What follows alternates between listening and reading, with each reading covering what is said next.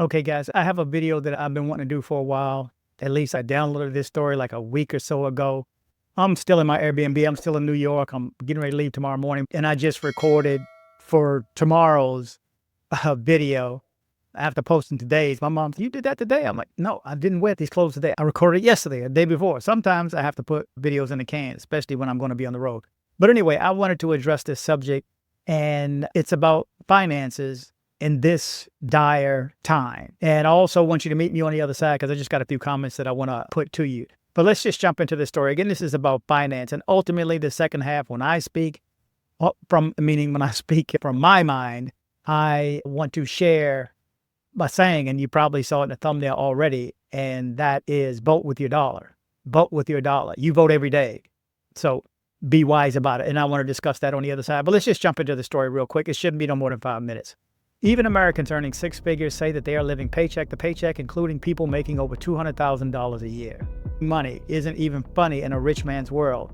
It appears as if even the most wealthy of the nation struggle to attain financial stability these days. The majority of Americans, 62.2%, feel like they're living paycheck to paycheck, according to MarketWatch Guide survey of 2,000 people. And almost half, 48.6% of the adults consider themselves as broke. It appears that six-figure salary isn't enough to stave off feelings of discomfort. What used to be a signal of financial success is no longer making the bank, as 48% of those earning $100,000 or more a year say that they are living paycheck to paycheck. More than a third, 36% of those making $200,000 or more, report the same perceived monetary straits. As inflation brewed over the last couple of years, even those who make a fair amount started to squirm.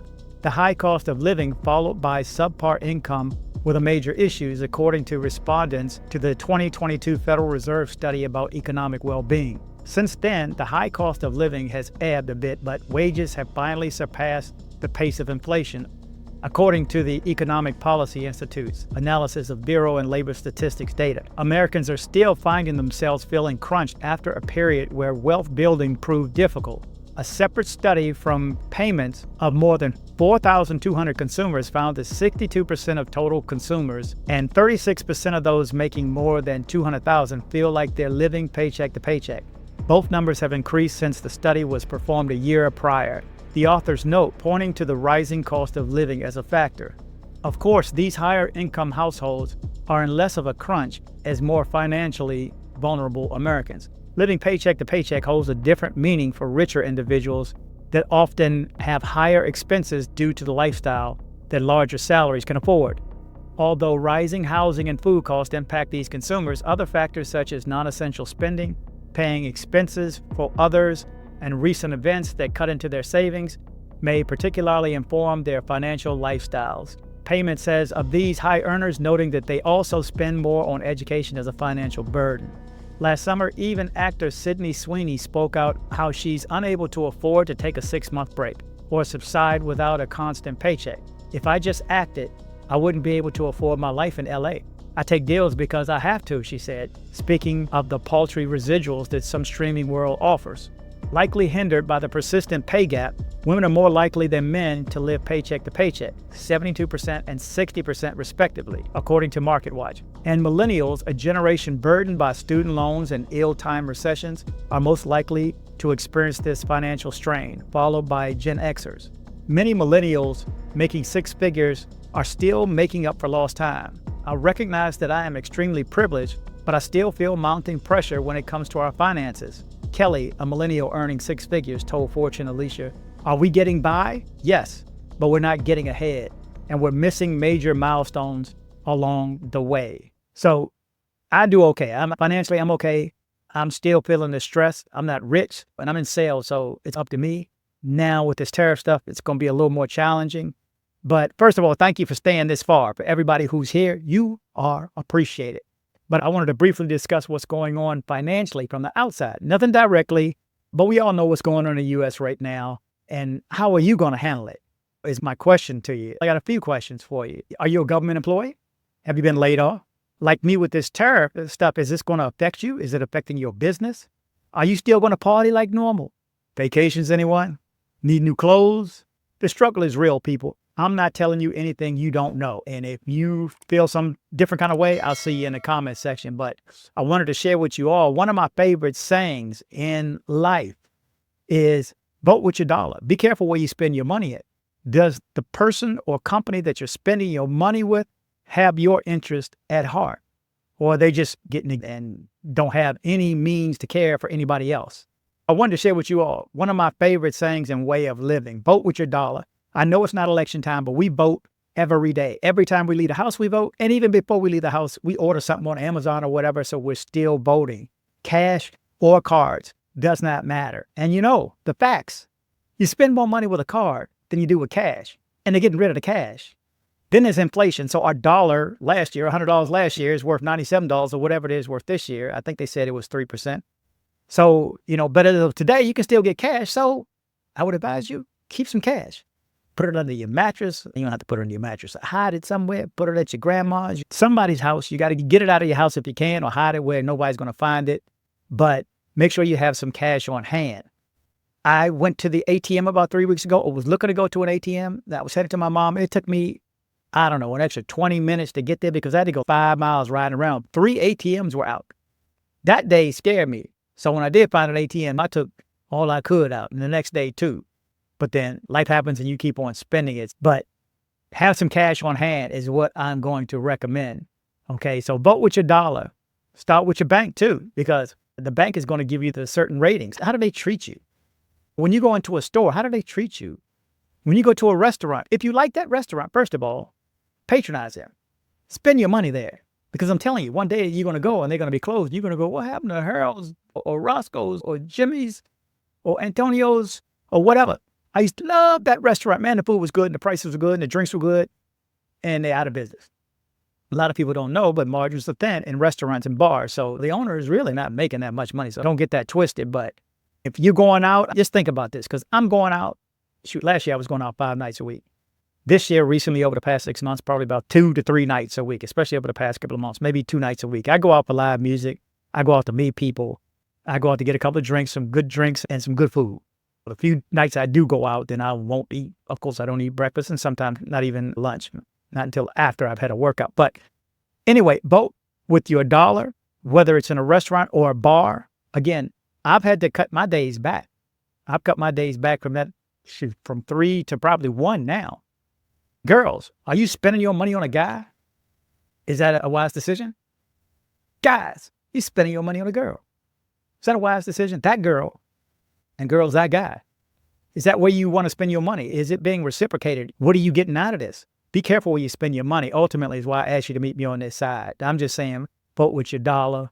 Vote with your dollar, whether you leave the house or not. Okay, so again, I'm slowing up on my outside time and having to cut things back, but then that's me. I don't know. You tell me in the comment section, how are you cutting back? Are you still spending like normal and don't notice anything different? Is the tariff affecting you and your business? Do you work for a small business? Does your company make anything? Are you a manufacturer? Or is it just an organization or you work in an office?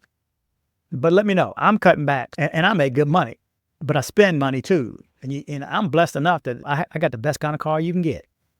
And you may too. You know what that is. A paid off car. I have no monthly bill. Rent comes every month. And they don't care how slow sales are. It comes every month. So I'm voting with my dollar. I'm very conscious about it. I just want to pass that on. Just be conscious also. Support those that have your best interest at hand. Do they care about you? Does that person care about you? Do they treat you some kind of way? Oh, I'm picky. If I walk in a restaurant, I walked around here yesterday, around the corner, I saw this Jamaican restaurant. I went inside and it was like 3 people. Nobody even said anything to me. I just left. I didn't need it all. Hell, when I got here and I got to the airport and I got to the budget, I just told my mom this. I'm standing in line in budget, some budgets, man. LAX budget.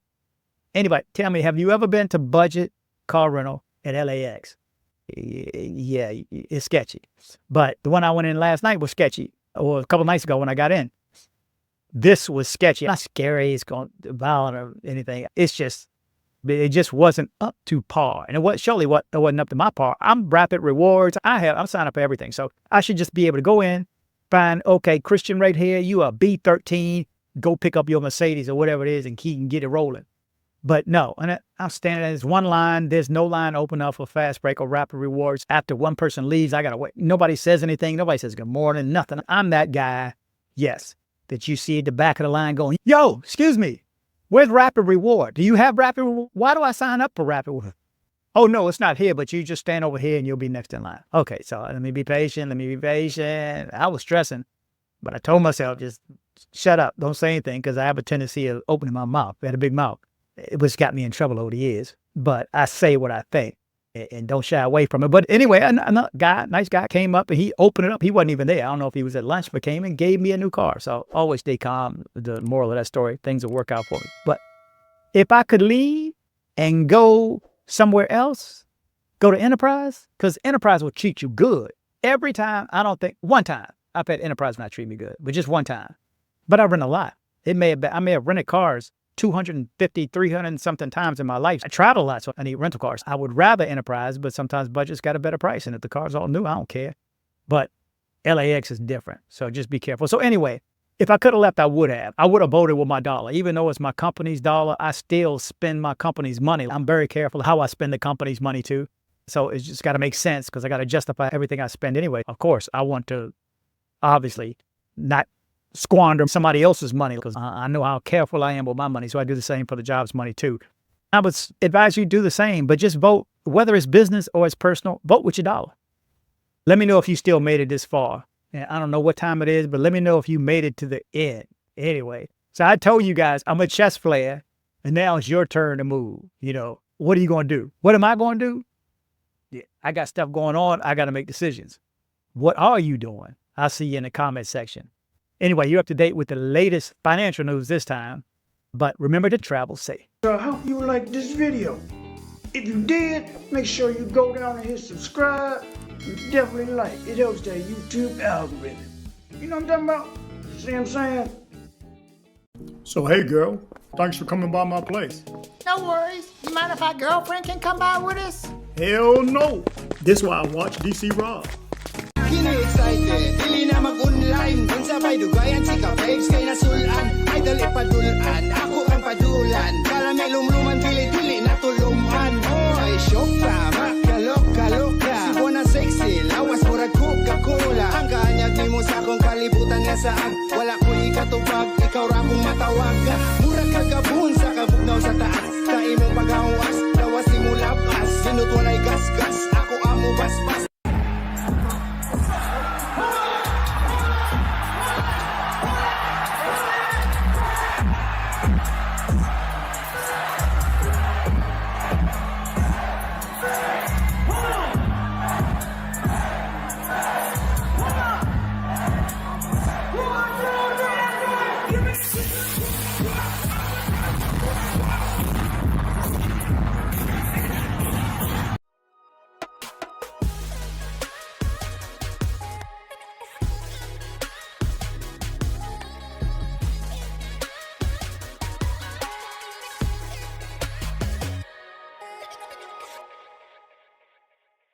Headed to Medellin, Colombia? See my guy Andres with Nomad Travel for safe airport pickups and drop-offs and tours. Contact information in the description below.